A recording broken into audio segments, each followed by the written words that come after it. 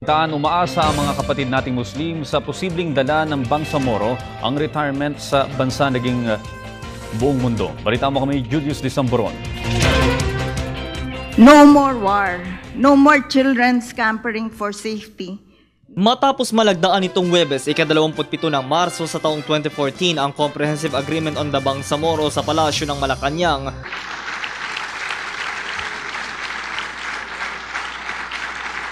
umaasa ngayon ang mga kapatid nating Muslim sa loob at labas ng bansa sa magiging magandang dulot nito o kaya'y kontribusyon sa pagkamit ng inaasam nating kapayapaan. Isa kasi ang kasunduang ito sa naging positibong resultang nakamta ng bansa sa halos ilang taong peace talks. Isa sa nakikitang kontribusyon ni Yasmira Muner ng Young Moros Professional Network ng Bangsamoro Agreement ang tuluyan ng pagkakaisa ng mga Moro at pamahalaan upang matigil na ang kabi-kabilang kaguluhan o rebelyon. Isa sa historic document na kung saan ito ang babalangkas at maglalahad ng mga komprehensibong prinsipyo at mga at batas na magiging basihan ng Bangsamoro Basic Law para doon sa pagkamit ng makatotohanan, makabuluhan at genuine, no, ika nga na peace and development sa Mindanao. Naniniwala din siya na daan ang Bangsamoro sa pag-unlad ng bansa at pagtaas ng ekonomiya. Asahan natin na magkakaroon ng transformative change, ika nga, no.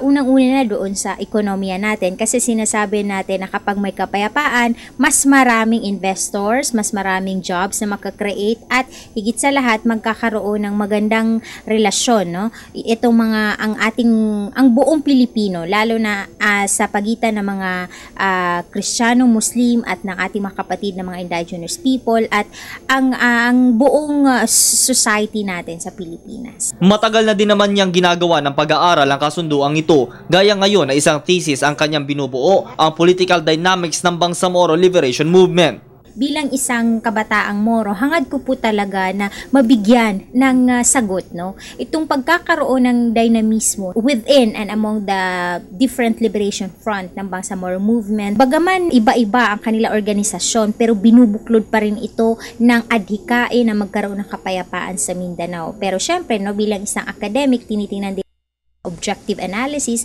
kung bakit nagkakaroon ng different front, diba? I mean, it's a public knowledge na may MNLF and MILF split, but hopefully, no, this research is a resolve to looking into addressing the problem of divisiveness. Isang napakagandang development na may tuturing ang Bangsamoro Agreement para sa ating peace process. Kaya't nananawagan siya sa ating mga kababayan bilang isang Muslim at bilang isang Pilipino na magtulungan at magkaisa tungo sa isang maayos na bansa. Comprehensive Agreement on the Bangsamoro ay isang prinsipyo pa lamang at ang importante dito ay ang ating kooperasyon, ang ating aksyon at ang ating higit sa lahat pagsasapuso na kung saan alam naman natin na ang kapayapaan ay makakamit sa pamamagitan ng mapayapang paraan ng pakikibaka at mapayapang paraan ng pagtutulungan at pagkakaisa. Para sa Telebisyon ng Bayan, ako si Julius Disamboron.